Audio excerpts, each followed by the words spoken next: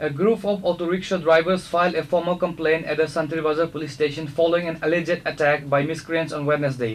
The drivers, who provide essential services at the Santri Bazar railway station, stated they were targeted while performing their duties. The aggrieved drivers have issued a 24-hour ultimatum to the police to arrest the culprits. They warn that if no action is taken within this time frame, they will launch a larger organizational protest to demand safety and justice. গতকাল আনুমানিক ৫টা নাগাদ আমাদের যে rail স্টেশনের যে ড্রাইভারগুলো সেখানে গাড়ি চালায়, সেখানে কিছু দুষ্কৃতিকারী আমাদের ড্রাইভারদের উপর আক্রমণ করে এবং লাঠিসোঁটা নিয়ে মদমত্ত অবস্থায় ওদের উপর আক্রমণ করে এবং সেখানে না যাওয়ার জন্য বরাবরই নিষেধ করছে। কিন্তু আমরা যদি সেখানে না যাই, সেখানে যে প্যাসেঞ্জারগুলা বিভিন্ন জায়গায় আসে, ওদেরকে পরিষেবাটা কে দেবে?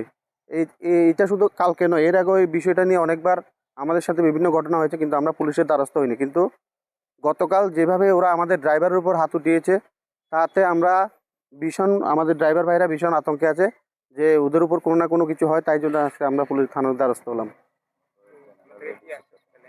এবং ওরা বরাবরই আমাদেরকে হুমকি দেয়, আমরা নাকি জেনারেলের লোক, আমরা এডিসিতে যেতে পারবো না, এই বলে বরাবরই আমাদেরকে হুমকি দেয়।